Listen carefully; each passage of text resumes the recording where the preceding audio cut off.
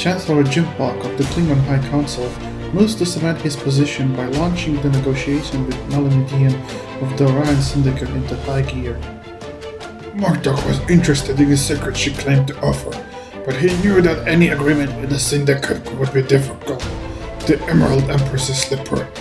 Melanie's idea of the truth can change from minute to minute. Still, Jimpak's house is weak. He's going to need support if he wants to stay in the power, said Tag Morkek, a political analyst for the Tellar news service who specialized in Klingon affairs.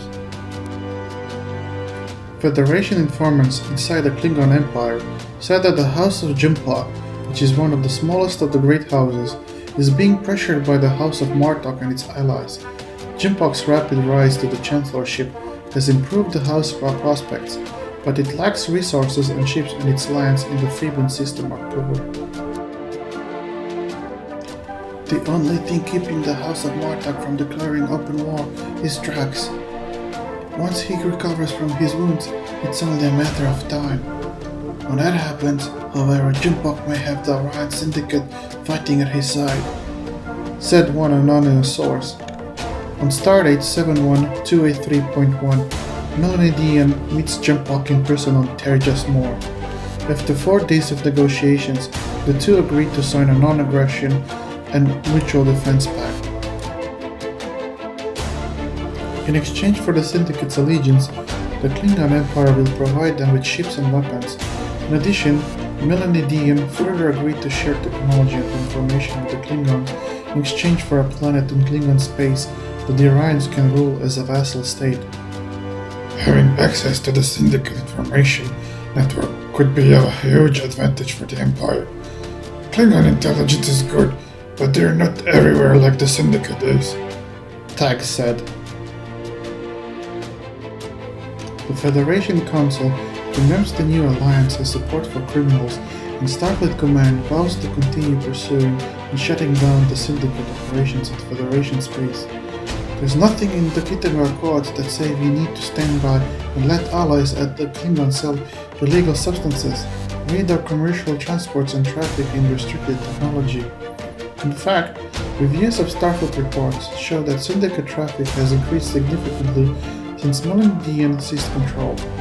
Melanie has ruthlessly purged anyone she deems untrustworthy and fused the remaining Orions into a unified organization that answers to her alone. She's dangerous.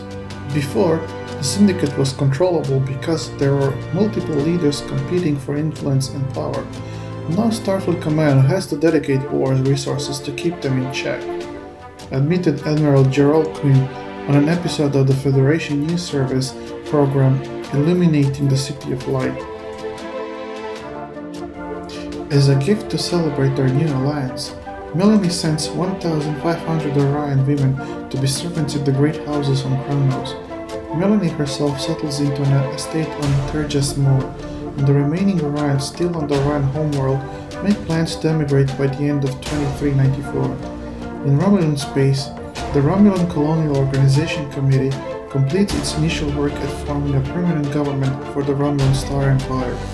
The RCOC narrowly rejects the plan to reform the Romulan monarchy, deciding instead to reform the Romulan Senate on Nova Roma.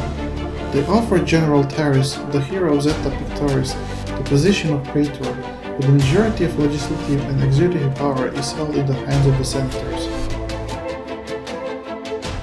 The case at the heart of the fight over the legal status of the artificial life forms comes to a close as the Supreme Court of the Federation rules that the Doctor is indeed sentient being, inasmuch he has the right to self-determination and the right to retain the mobile mirror brought back from the Delta Quadrant.